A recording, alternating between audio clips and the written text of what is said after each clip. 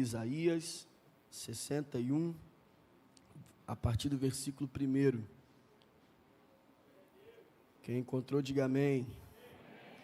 Está escrito: o Espírito do Senhor Jeová está sobre mim, porque o Senhor me ungiu para pregar boas novas aos mansos, enviou-me a restaurar os contritos de coração, a proclamar liberdade aos cativos e a abertura de prisão aos presos, a apregoar o ano aceitável do Senhor e o dia da vingança do nosso Deus, a consolar todos os tristes, a ordenar acerca dos tristes de Sião, que se lhes dê glória em vez de cinza, óleo de alegria em vez de tristeza, vestes de louvor em vez do espírito angustiado, a fim de que se chamem árvores de justiça, plantações do Senhor, para que ele seja glorificado. E edificarão os lugares antigamente assolados, restaurarão os anteriormente destruídos, e renovarão as cidades assoladas e destruídas de geração em geração. E haverá estrangeiros que apacentarão os vossos rebanhos, e estrangeiros serão os vossos lavradores e os vossos vinhateiros. Porém, vós sereis chamados sacerdotes do Senhor, e vos chamarão ministros do nosso Deus. Comereis as riquezas dos gentios, e na sua glória vos gloriareis. Em lugar da vossa vergonha, lhes darei dupla honra, e em lugar da afronta, exultareis na vossa parte. Por isso, na sua terra, possuirão o dobro, e terão perpétua alegria. Porque eu, o Senhor, amo o juízo, odeio o que foi roubado e oferecido em holocausto. Portanto, firmarei em verdade a sua obra, e farei uma aliança eterna com eles. A sua posteridade será conhecida entre os gentios, os seus descendentes no meio dos povos. Todos quantos os virem, os conhecerão e dirão: como descendência bendita é essa geração do Senhor. Amém. Esse texto do profeta Isaías é um texto que aponta para o Messias. Na verdade, o profeta Isaías tem, dentro da teologia, a nomenclatura de um profeta messiânico. Ele é assim chamado porque foi o profeta que mais falou sobre o Cristo, sobre o Messias. Ele teve a responsabilidade, há 700 anos antes de Jesus nascer, falar a respeito do seu nascimento, do seu ministério, da sua obra redentora no Calvário, do seu reino e do tempo em que andou entre os homens. O profeta Isaías, no capítulo 61, ele está sendo usado por Deus para falar acerca de duas visões dentro desse texto. A primeira visão desse texto, ela é escatológica. Ela aponta para o futuro de Israel, em que a nação de Israel retornará a ser a primogênita, a nação escolhida, e que ela tomará o seu lugar de honra novamente diante das nações. Será honrada, respeitada como uma nação santa, uma nação escolhida por Deus. Então, a primeira visão desse texto aponta para algo futuro, escatológico, que é o reinado milenar do Messias, em que ele reinará em Israel, em Jerusalém, e trará de volta a honra e o respeito da nação escolhida. Porém, a segunda visão apresentada por Isaías aqui, nos é revelada nos evangelhos, porque quando você abre a sua Bíblia, em Lucas, capítulo de número 4, a partir do versículo de número 17, quando Jesus vai entrar na sinagoga de Nazaré, é-lhe dado um livro, ou como chamavam naquela época, o rolo do profeta Isaías. E quando ele abre o livro, a Bíblia diz que cai exatamente em Isaías, ou que a gente conhece hoje como Isaías 61. E ele lê o texto que nós lemos, dizendo que o Espírito estava sobre ele, que se havia ungido para evangelizar, para curar os contritos de coração, para proclamar liberdade aos cativos, a restauração das vistas aos cegos, e por liberdade os oprimidos, e anunciar o ano aceitável do Senhor.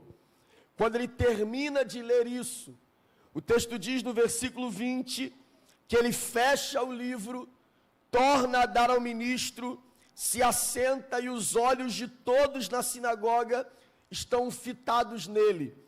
Ele então, olhando para eles, começa a dizer, hoje, versículo 21, hoje se cumpriu essas escrituras em vossos ouvidos.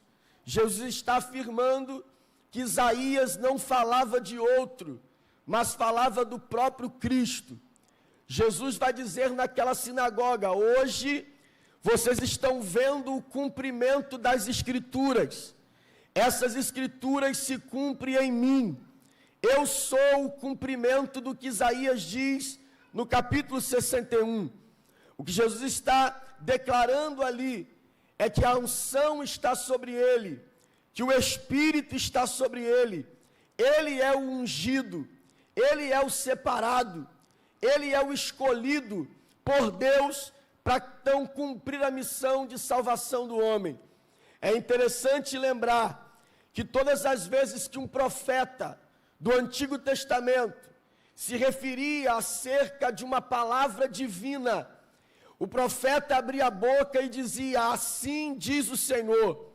É comum olhar para o Antigo Testamento e ver os profetas dizendo, assim diz o Senhor. E eles usavam essa expressão para mostrar para quem estava ouvindo que eles estavam falando em nome de Deus. Os profetas do Antigo Testamento usavam a expressão, assim diz o Senhor, para dizer a eles, dizer ao povo, que eles entendessem que eles estavam falando em nome de Deus. Jesus também é um profeta, só que ele nunca utilizou a expressão, assim diz o Senhor.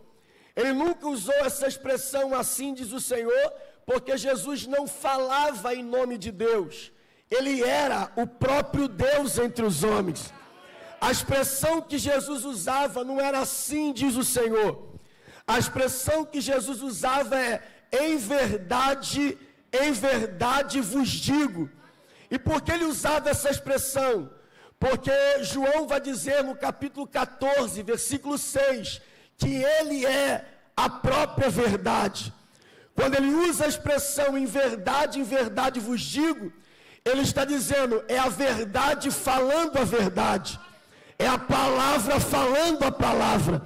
É o verbo encarnado entre os homens, falando com os homens acerca dele mesmo, que é o cumprimento das Escrituras.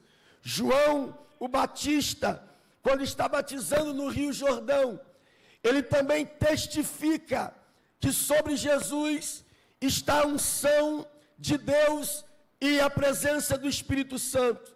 Quando no Evangelho de João, capítulo 1,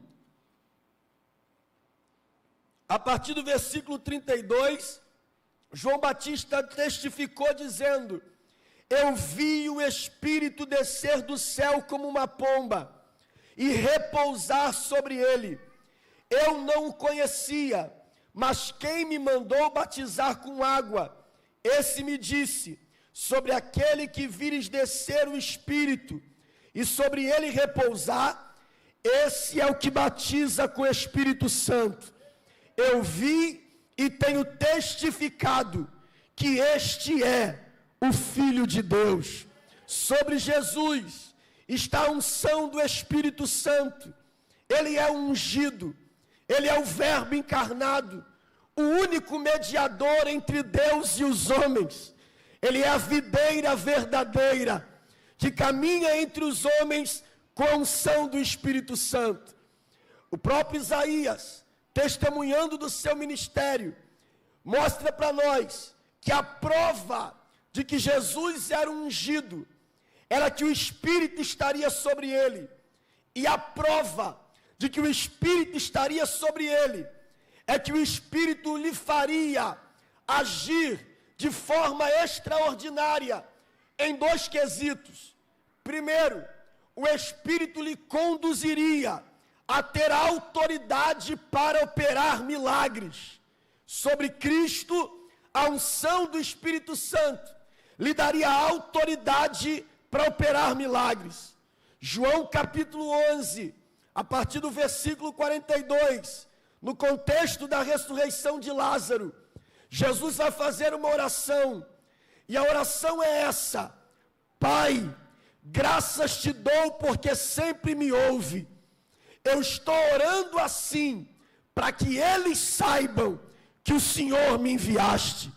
Ele faz esta oração na boca do sepulcro, e depois que ele deixa claro para o povo que ele está debaixo de uma autoridade dada por Deus, ele diz a Lázaro: sai para fora. E o morto saiu, obedecendo a sua voz. Quando nós olhamos para Lucas capítulo 7, apenas um homem no Novo Testamento conseguiu enxergar qual era o posicionamento de Cristo no mundo espiritual. Esse homem era o centurião. No capítulo 7 de Lucas, vai dizer que o servo desse homem está enfermo. E a Bíblia diz que os anciãos da cidade procuram Jesus, para que Jesus vá até a casa desse homem. Quando Jesus está se direcionando para lá, esse homem diz o seguinte: o Senhor não precisa entrar na minha casa, eu nem sou digno que o Senhor entre lá, mas eu sou homem, ou também sou homem, sob ou sujeito à autoridade. Eu sou um homem sujeito à autoridade, alguém acima de mim, alguém a quem eu presto conta, alguém que me deu autoridade, alguém que me deu condições de estar no cargo em que eu estou. Ele é um centurião. Centurião quer dizer que ele é chefe de 100 homens, e ele recebeu esta autoridade para chefiar 100 homens, de alguém que está acima dele. Ele diz: eu sou sujeito à autoridade, tem alguém acima de mim, mas eu também mando e tenho homens ao meu favor. E quando eu digo aos servos, vão, eles vão. Quando eu digo vem, eles vêm. E o Senhor também é assim. O Senhor também é um homem sob autoridade. O Senhor não está aqui sozinho. Tem alguém acima do Senhor, e esse alguém que está acima do Senhor, também lhe deu autoridade para comandar o que está abaixo do Senhor. Se eu como homem, mostro o centurião, se eu como homem tenho autoridade para mandar aos servos, sem que precise colocar a mão neles, e eles me obedecem, o Senhor também tem autoridade. Não precisa pôr a mão no meu servo, porque quem te deu autoridade sobre as enfermidades. O Senhor não precisa entrar na minha casa, mas se a minha palavra move um servo, a tua palavra repreende a enfermidade. Uma palavra que o Senhor liberar na direção do meu servo, o meu servo será curado. A Bíblia diz que Jesus olhou e disse: eu nunca vi em Israel tanta fé. Vá para sua casa, porque foi feito do jeito que o Senhor desejou. Quando ele chega em casa, o servo está curado, porque todas as coisas estão sujeitas à autoridade do nome e da palavra de Deus. Todas as coisas se sujeitam ao Cristo Todo-Poderoso, porque sobre ele está o Espírito do Senhor.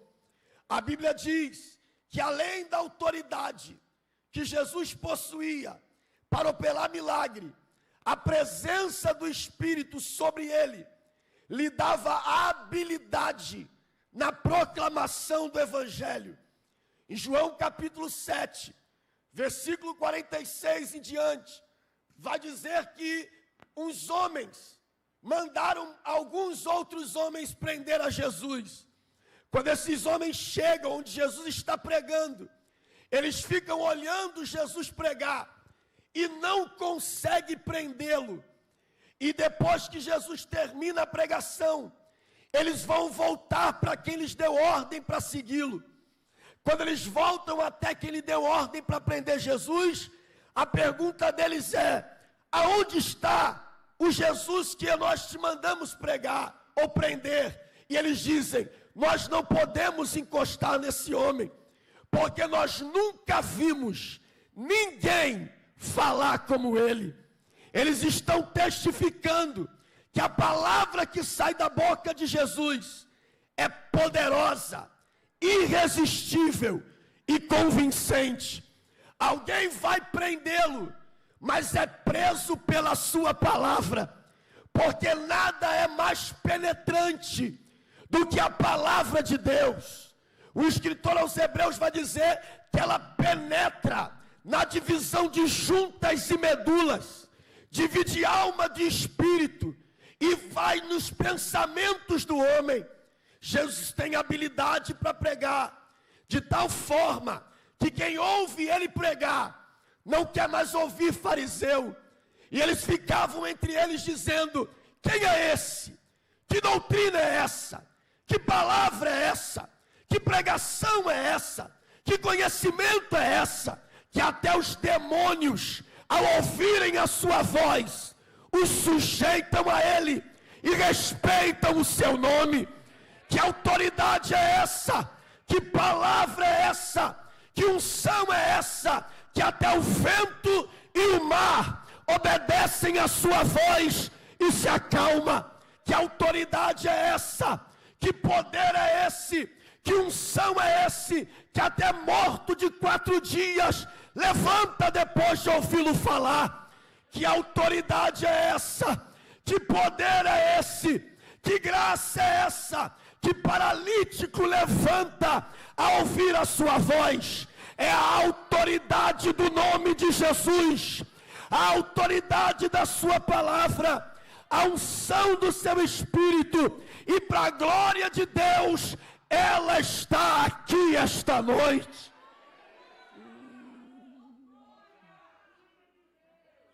Você pode levantar a sua mão um momento e exaltar esse Cristo que está entre nós, glorificar esse Cristo que tem poder sobre todas as coisas. Você não está exaltando qualquer um, você está exaltando aquele que tem um nome sobre todo nome.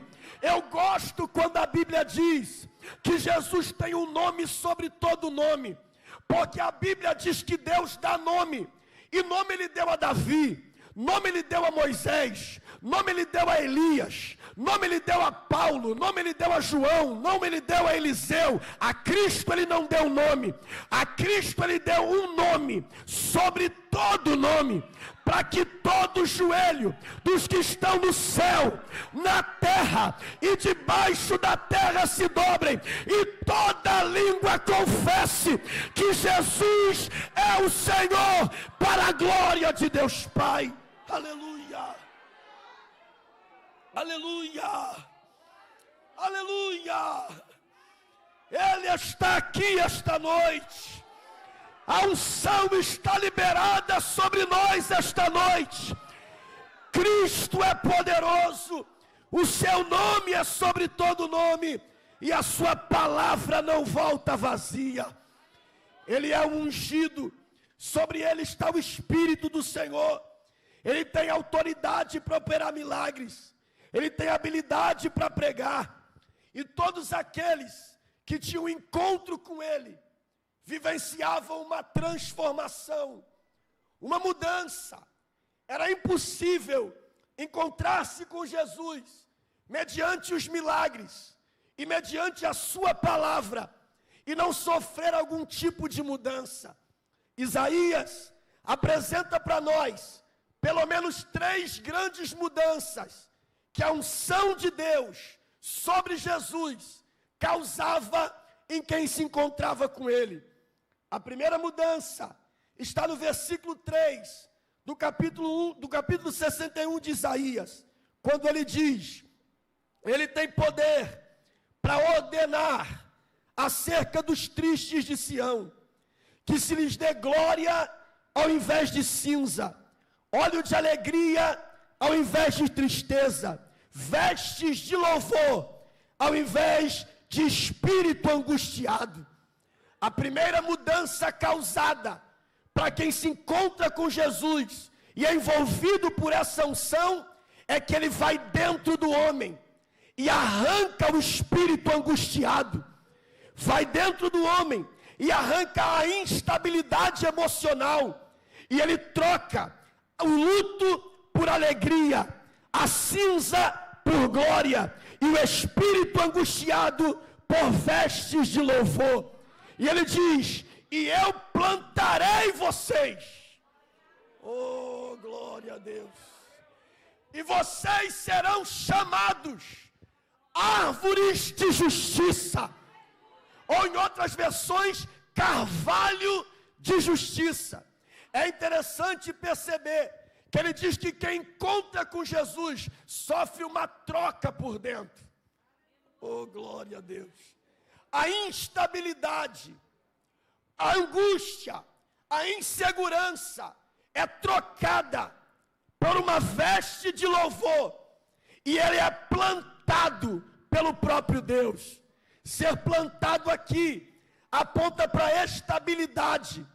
O que Cristo faz é entrar dentro do homem pela unção, arrancar do homem a insegurança e dizer para este homem: agora fique tranquilo, porque tu estás comigo e eu estou contigo. A ideia de apresentar aqui o carvalho tem um simbolismo. Quando você lê Amós, capítulo 2, versículo 9, quando Amós está profetizando contra os amorreus, ele usa 2 árvores para falar sobre esses amorreus. E ele diz: eles são altos como cedro e são fortes como carvalho. Quando Jesus, ou quando Isaías está dizendo que uma vez que eu encontro com o Messias e essa unção me envolve, ele arranca o espírito angustiado, ele arranca a tristeza, ele arranca a cinza, me planta como uma árvore e me faz forte para a glória dele.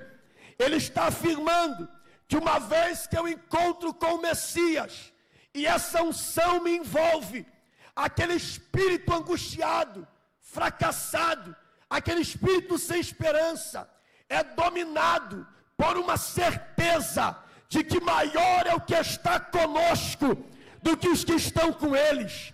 É por isso que o salmista, no Salmo 46, diz assim: o Senhor, ou Deus é,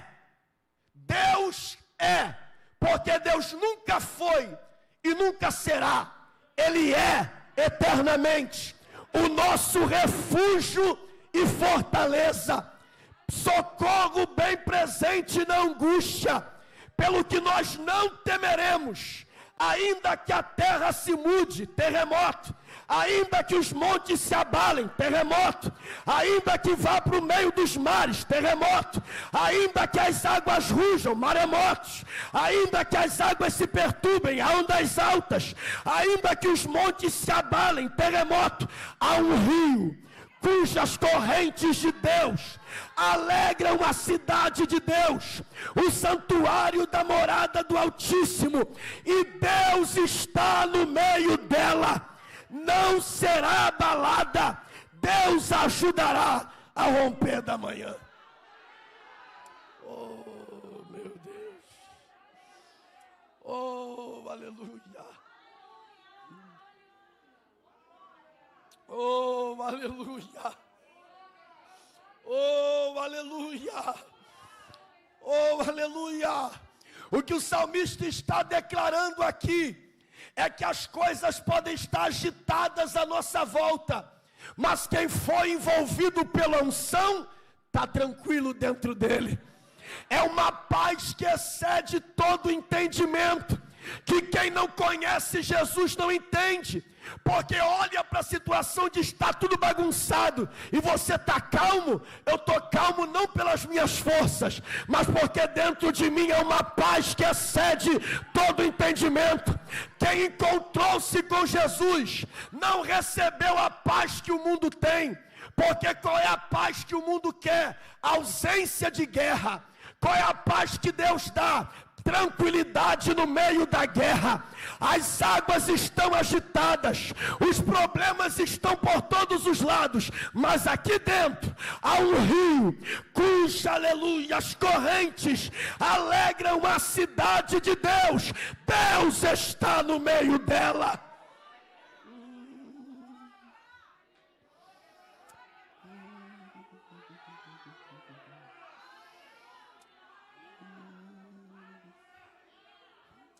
Ele está aqui esta noite. Oh, a unção de Deus está aqui esta noite.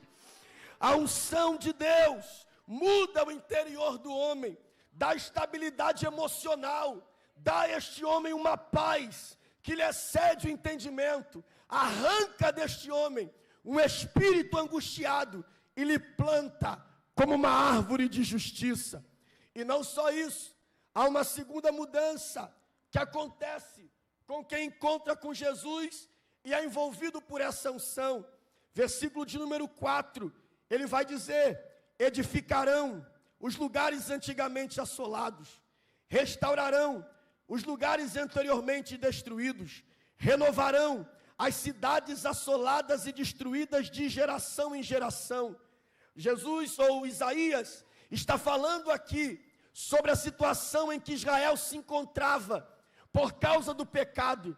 O pecado assola, o pecado destrói, o pecado rouba a moral, o pecado rouba a reputação, o pecado rouba a honra, o pecado rouba de nós o respeito.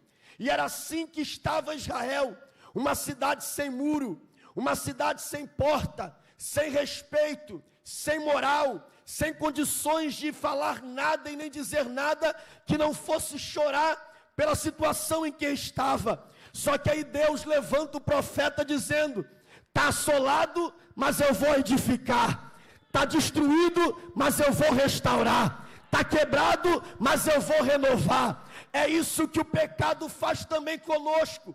Ele nos assola, nos destrói, rouba de nós o respeito, rouba de nós a moral, arrebenta com a nossa reputação. Só que é quando a gente encontra com Jesus, assolado, destruído, quebrado, magoado, arrebentado, ele olha para nós num culto como esse e diz: o pecado te arrebentou, eu vou te edificar. O pecado te destruiu, eu vou te restaurar. O pecado te dilacerou, eu vou te renovar. E qual é a proposta dele? Versículo de número 6: e vou lhes fazer conhecido como sacerdotes de Deus e ministros do Altíssimo.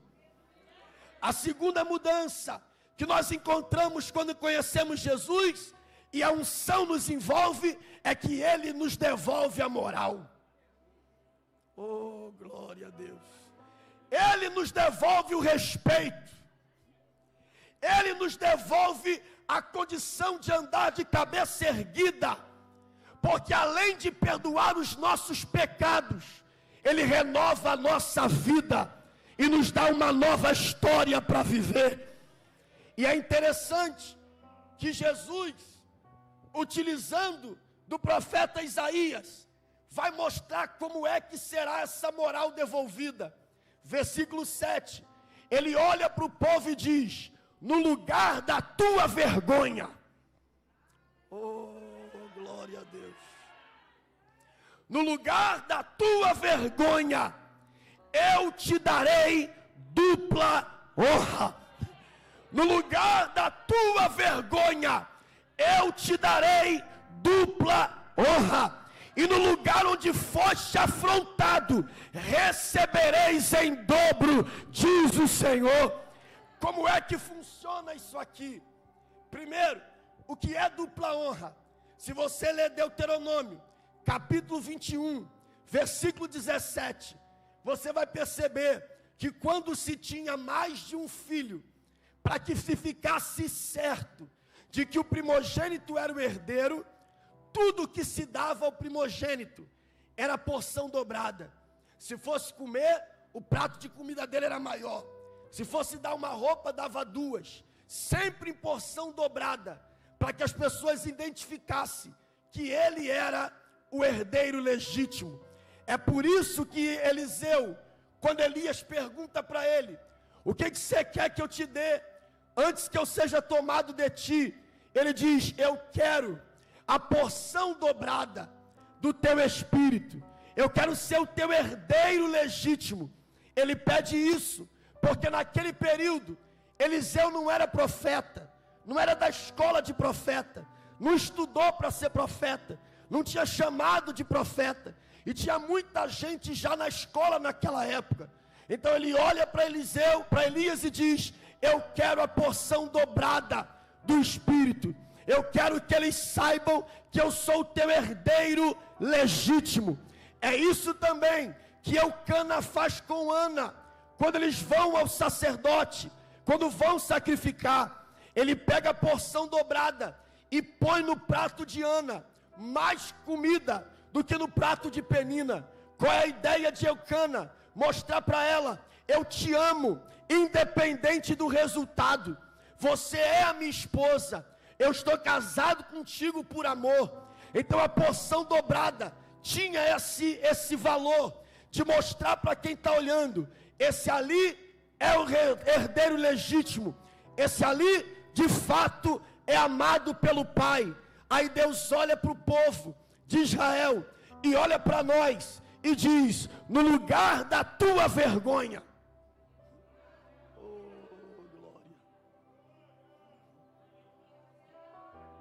oh, aleluia, no lugar da tua vergonha, eu vou mostrar que você é meu herdeiro. No lugar da tua vergonha, vou mostrar que você é amado. No lugar da tua vergonha, eu te darei dupla honra. E o que isso significa para nós, como cristãos, é só você dar uma olhada em 1 Timóteo, capítulo de número 1, a partir do versículo 15. Preste atenção na leitura desse texto. É a palavra de Paulo a Timóteo. Ele diz assim: esta é uma palavra fiel e digna de toda aceitação, que Cristo Jesus veio ao mundo para salvar os pecadores, dos quais eu sou o principal. O que Paulo está dizendo é: se há alguém que peque, eu sou o pior deles. Se existe pecadores, eu sou o pior deles. Se existe alguém que erra, eu sou o pior deles. Paulo está dizendo: eu não conheço o poder que o pecado tem pelo que acontece na vida dos outros. Eu conheço o poder do pecado porque eu sei o que o pecado fez na minha vida. Me arrebentou, me destruiu, me levou para onde eu não queria, fiz o que não devia. Se existe pecadores, eu sou o pior de todos eles. Se existe pecadores, eu sou o pior de todos eles. Só que ele continua no 16 dizendo: mas esse, que era o pior dos pecadores, alcançou misericórdia, para que por mim, que sou o pior, Jesus mostrasse a sua longanimidade, para exemplo dos que haviam de crer nele, para a vida eterna. Você sabe o que Paulo está dizendo? Eu era o pior, eu não prestava, não há dignidade em mim de achar que eu possa fazer alguma coisa, porque eu conheço quem eu sou no pecado. Eu conheço o que o pecado fez comigo, eu sei por onde eu andei, eu sei o que eu fiz, eu sei das minhas práticas, eu sou o pior dos pecadores, mas eu alcancei misericórdia, e essa misericórdia foi tão grande, que além de me arrancar do lixo de onde eu estava, me fez exemplo para quem crê no seu nome. Paulo disse: eu saí dos piores dos pecadores, para ser exemplo para aqueles que querem crer em Cristo Jesus. Isso é dupla honra. Deus ir no lixo, pegar quem não vale nada, pegar quem ninguém tem expectativa, pegar quem ninguém imagina que possa fazer alguma coisa, e dar a esse homem condições dele hoje ser exemplo para alguém que olha para ele e diz: se fez na vida dele, pode fazer na minha também. O poder do testemunho, preste atenção. Você não tem ideia do poder do testemunho. O testemunho é algo tão extraordinário que pode mudar a vida de alguém sem você perceber que mudou. Exemplo, o anjo desce em Maria, desce lá em Nazaré, na casa de Maria. É Gabriel que está falando com ela. E Gabriel diz assim para ela: tu darás à luz a um filho. Esse filho que nascer de ti é santo e será chamado Filho de Deus. Ela pergunta: como é que vai ser isso? Eu não conheço varão. E ele diz: o Espírito do Senhor te cobrirá, a virtude do Altíssimo será sobre ti. Ela então fica ainda meio receosa. O anjo percebe que ela não está acreditando muito. E aí o anjo diz assim para ela: tu conheces Isabel?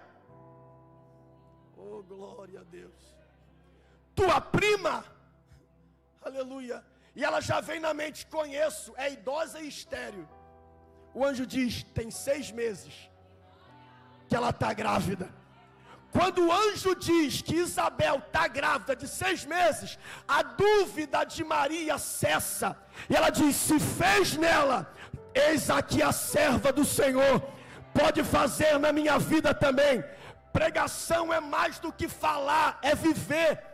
Quanto mais você vive, mais a tua pregação tem sentido para quem está vendo.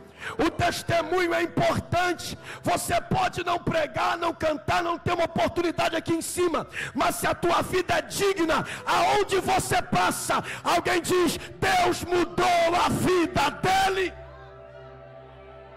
Oh, glória a Deus. Jeremias 18, diz a Bíblia que Deus conversa com Jeremias. Eu queria que você prestasse atenção nisso.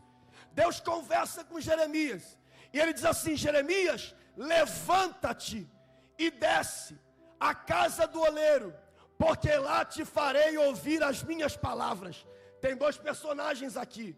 O primeiro é Jeremias. Quantos aqui conhecem Jeremias? Jeremias é conhecido, é o profeta itinerante, é o profeta da época, é alguém que tem nome, que Deus movimenta de um lado para o outro. Jeremias. Mas e o oleiro? Qual é o nome dele? Oh, glória a Deus. O oleiro nem sabe que Deus está citando ele. Oh, glória a Deus. Só que Deus diz: Jeremias, famoso, conhecido, de nome, desce lá na casa do oleiro e dá uma olhada no que ele está fazendo. O oleiro não está sabendo, mas a rotina dele, oh glória a Deus, a rotina de trabalho dele, o que o oleiro está fazendo ali, ele faz todo dia. Oh glória a Deus. Ele não tem ideia de que a rotina de trabalho dele está sendo usada por Deus para falar com o profeta. O profeta está parado olhando o oleiro fazer o que ele fez a vida toda. Só que naquele dia, Deus está olhando para o profeta dizendo: olha para o oleiro. Oh, glória a Deus. Oh, aleluia. Irmão, o evangelho é fantástico. Porque o evangelho levanta alguns, dá nome a alguns, põe alguns para andar para um lado e para o outro, e Deus é com eles. Mas o evangelho também entra na nossa rotina. Oh, glória a Deus. Em que você não vai para um lado e nem para o outro, você faz o mesmo caminho todo dia. Oh, glória a Deus. Você vai para o mesmo lugar todo dia, e às vezes você fica pensando: eu não sou profeta. De repente não é, de repente você é o oleiro. Oh, glória a Deus. que você não prega, não canta, não pula, não roda, não profetiza, mas o teu trabalho, a tua rotina, Deus pode usar para dizer, olha a vida dele. E detalhe, olha como termina o texto. O texto não termina dizendo que Deus disse para Jeremias, eu sou como profeta. Oh, glória. Deus não termina dizendo, Jeremias, eu sou como profeta. Não, o texto termina com Deus dizendo, eu sou como oleiro. Oh, glória a Deus. E do jeito que ele trabalha, eu trabalho no vaso. Do jeito que ele trabalha, eu trabalho no vaso. Do jeito que ele trabalha, eu trabalho no vaso. Do jeito que ele trabalha, eu trabalho no vaso. Você não tem noção como a tua vida é importante no Evangelho. Quando você passa, alguém está olhando dizendo, eu estou ali, Deus está ali, Deus está ali, Deus está ali. Deus mudou no lugar da tua vergonha. Deus te dará dupla honra. Oh, meu Deus. Levanta a sua mão um pouquinho só. Oh, meu Deus. Oh, meu Deus. Há uma unção liberada aqui para nós. Há uma unção liberada para a sua vida. Há uma unção liberada para recuperar o teu emocional, para recuperar a tua moral. Eu não sei o jeito que Deus vai fazer, mas essa é a palavra que eu tenho para liberar para esta igreja. No lugar da tua vergonha, no lugar da tua vergonha, no lugar da tua vergonha, eu te darei dupla honra, diz o Senhor.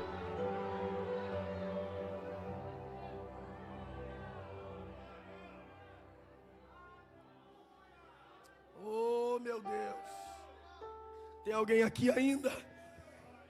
Aleluia. Ele muda o emocional, ele muda a moral. Terceiro e último, versículo de número 9. O texto diz, e a sua posteridade será conhecida entre os gentios, os seus descendentes no meio dos povos, e todos quantos o virem, os conhecerão como descendência bendita do Senhor. Além dele mudar o nosso emocional, nos dando estabilidade, além dele mudar a nossa moral, nos chamando de sacerdote, ele muda a nossa família. Oh, glória a Deus.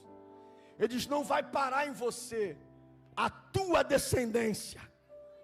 Oh, Jesus. Será conhecida como a descendência bendita do Senhor.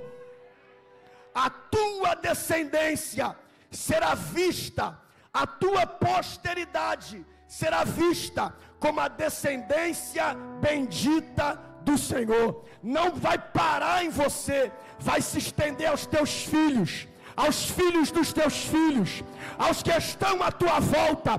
Quando a unção de Deus te envolver, ela não vai te prender só em você, ela vai fluir na tua casa, fluir na tua família, fluir no meio dos teus. Há uma unção liberada esta noite, que não ficará nessas paredes, ela invadirá a tua casa, a tua família, haverá descendência bendita.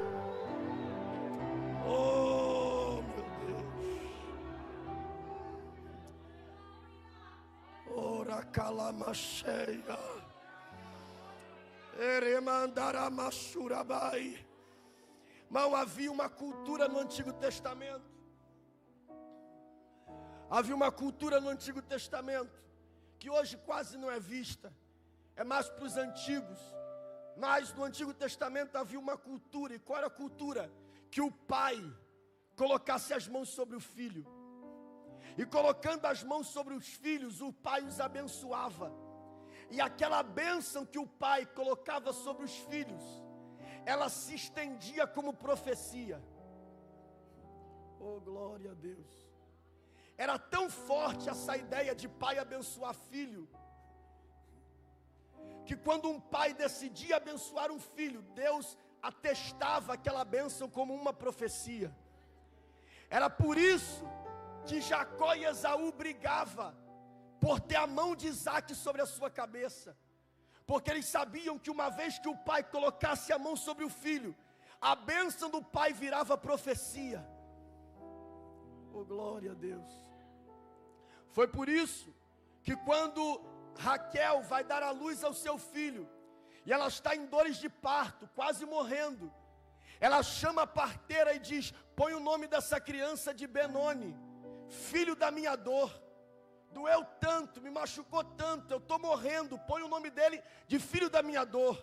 Quando Jacó ouve aquilo, Jacó toma a criança da mão da parteira, porque Jacó sabe o peso de um nome.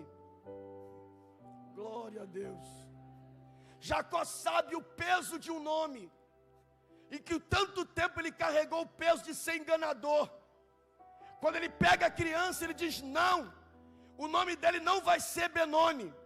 Você imagina o peso dessa criança, quando tivesse consciência e saber que o nome dele está ligado à morte da mãe.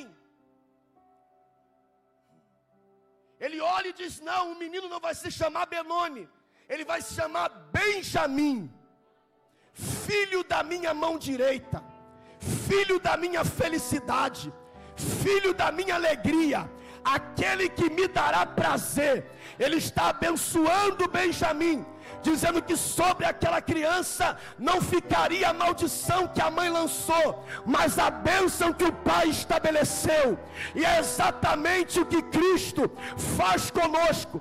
Uma vez que a unção cai sobre nós, na tua mão tem poder de abençoar os teus filhos, na tua mão tem autoridade de abençoar a tua família, independente da maldição lançada. Aonde a tua mão tocar, Ele transforma a maldição em bênção. Há uma unção aqui. Oh, Jesus. Oh, meu Deus. Vire a sua mão para a direção da sua casa, se você puder. Oh, meu Deus. Oh, Jesus. Irmão, ninguém melhor do que a gente mesmo para orar pelos nossos problemas. Você pode até pedir oração de alguém, mas só você sabe a dor. Você pode até pedir ajuda de alguém, mas só você sabe as necessidades.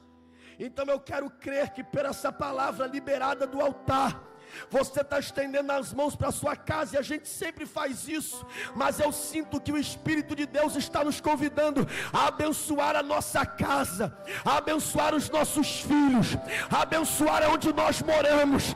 Eu sei que para você parece simples, mas tem alguém doido para você sair de lá, doido para tomar o que é teu, doido para que não dê certo as coisas que você tem. Só que esta noite uma unção desce sobre ti, e a tua mão é poderosa para abençoar. Levante a tua mão com vitória, levante a tua mão com honra, levante a tua mão com fé e declare sobre a tua casa: a minha descendência será bendita.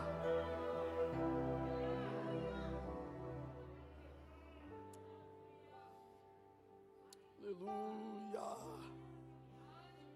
aleluia, aleluia. Aleluia, aleluia, aleluia. Há uma história na Bíblia, eu encerro. Aleluia, aleluia, aleluia, aleluia.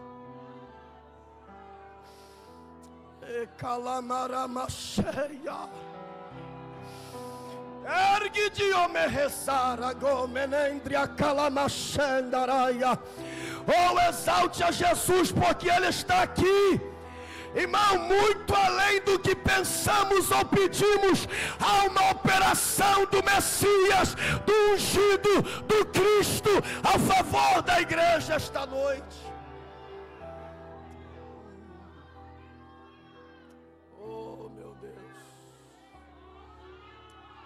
Meu Deus,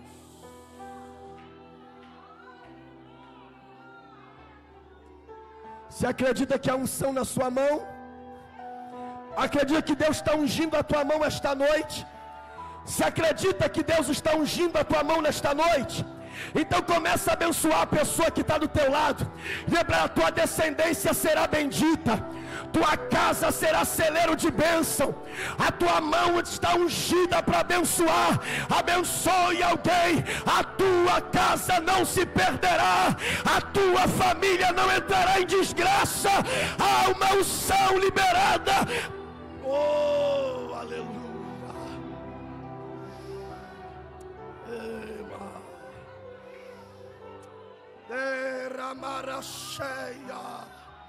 O Espírito do Senhor está sobre mim e me ungiu. Oh,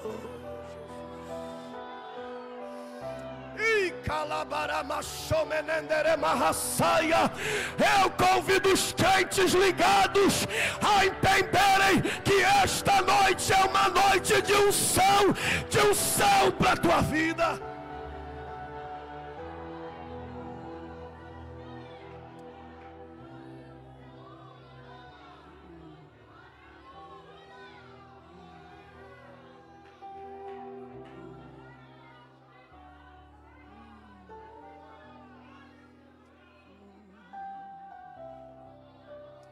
Oh, aleluia. Oh, aleluia. Oh, aleluia. A Bíblia diz, capítulo 10 de Atos, e eu encerro, diz que Deus se apresenta para Pedro e diz: Pedro, mata e come. E Pedro diz: de maneira nenhuma, eu não como coisa imunda. E Deus vai de novo, por 3 vezes, faz a mesma coisa, e Pedro diz: de maneira nenhuma. Ao mesmo tempo, Deus estava falando com um homem chamado Cornélio, um romano, prosélito, convertido ao judaísmo. Um anjo diz para ele, para que ele mande alguém buscar Pedro, porque Pedro tem algo para falar com ele. De forma alguma, de maneira cultural, um judeu não entrava na casa de um romano, não entrava numa casa de um gentil, porque para eles todo gentil era impuro, era imundo, e entrar numa casa de um imundo era se tornar imundo também. Naquele dia Pedro entrou. Quando ele chega na casa de Cornélio, ele deixa bem claro para Cornélio que ele não queria entrar. Ele diz: eu só vou entrar porque Deus falou comigo que Ele não faz acepção de pessoas. Ele entra na casa, a família de Cornélio está toda lá na casa. Ele começa a pregar, e quando ele começa a falar de Jesus, da sua obra, do seu poder, da sua unção, do perdão dos pecados, a Bíblia usa essa expressão: e o Espírito caiu. Oh, glória a Deus. Você não vai ver essa expressão em nenhum outro lugar. Você ouve a expressão: o Espírito pairava, o Espírito se movia, o Espírito desceu. Na casa de Cornélio não. Pedro diz: o Espírito caiu. Foi algo tão extraordinário, que era como se algo tivesse caído do céu. Oh, glória a Deus. Caiu sobre a família. Eles começaram a falar em línguas e a profetizar. Pedro ficou surpreso com aquilo. A Bíblia diz que na mesma hora eles foram batizados e reconheceram Jesus como seu Salvador. Pedro sai da casa de Cornélio e vai na direção de Jerusalém. Só que quando ele chega em Jerusalém, a fofoca chegou primeiro. Porque a fofoca sempre chega antes da gente. Quando ele chega lá, alguém diz assim: estou sabendo que você entrou na casa de um imundo. Estou sabendo que você foi visitar um imundo. Estou sabendo que você está conversando com um imundo.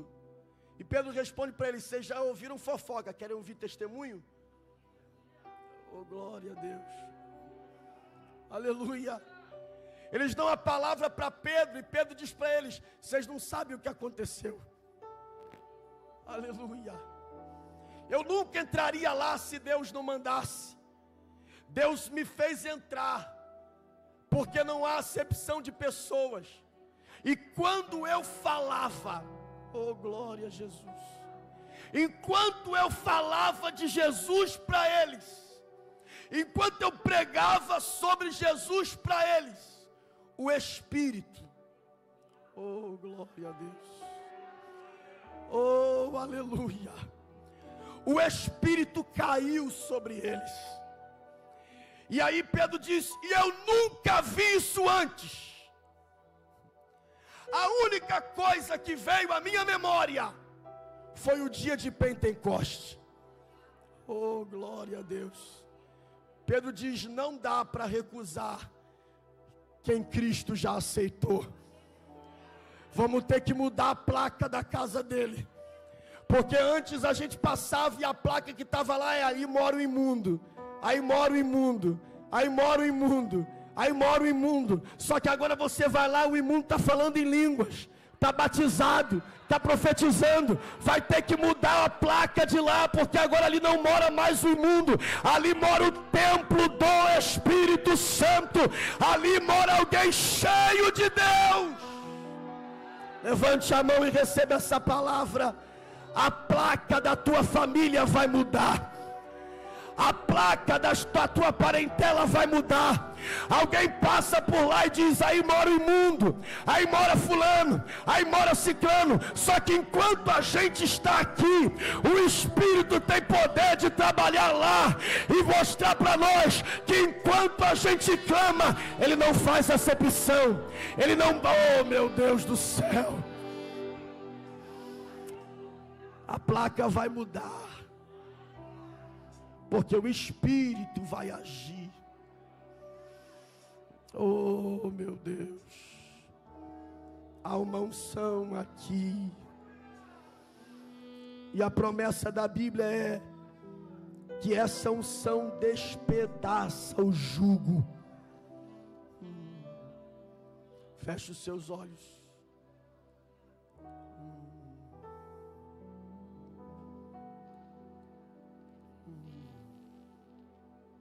Feche os seus olhos.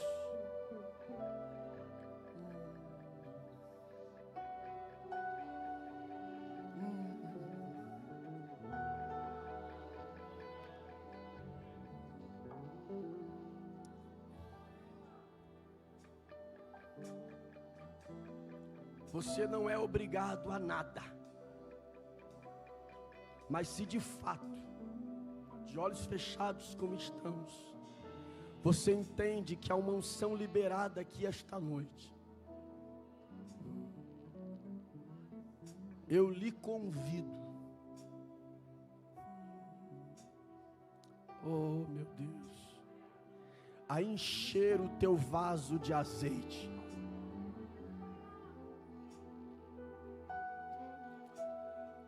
Você vai levar unção para você, para a tua casa, para o lugar onde você trabalha, para a tua vizinhança.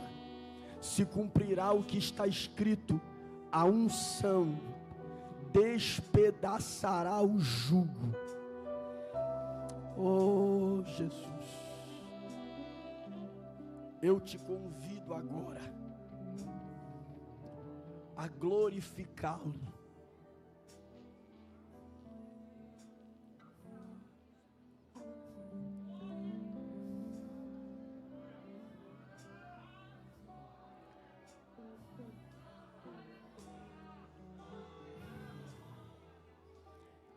Enquanto a igreja glorifica, como um vento que vem da minha direita para a esquerda, era calomenenciarra, ergue de rocentria, comontria rabaia, como um vento que vem da minha direita para a esquerda, o sopro do Espírito de Deus, a unção do Messias, o Cristo vivo e glorificado, Ele passa entre nós, e por onde Ele passa, que haja renovo da parte dEle, que haja restauração da parte dEle, que as enfermidades o respeitem e vão embora, que os demônios o respeitem e vão embora, porque há uma unção entre nós. Receba, receba, receba, receba, Receba, moça. Receba, rapaz. Receba, homem. Receba, mulher. Receba, jovem. Receba esta noite. Oh, meu Deus. Deia sarogamahaya. Dera kalamashura marabara calabas. Ergue de recente a comanarabara comenergia. Emeria canto de remiaçandarabaia. Eu convido os crentes ligados, os crentes batizados com o Espírito Santo. Eu convido os crentes espirituais a entrarem nesse mover do Espírito, porque é uma unção liberada. E enquanto a igreja liga, ele cura, liberta, batiza, renova, transforma, aviva, muda, levanta. Ele é Deus, Ele é Deus, Ele é Deus, Ele é Deus, Ele é Deus.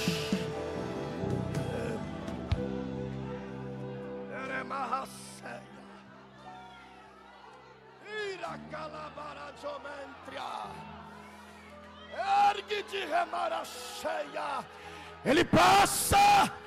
Ele passa, Ele passa. Ira raceio de remaia. Ira maio sandarama. Respeite o nome de Jesus. Respeite o nome do Cristo.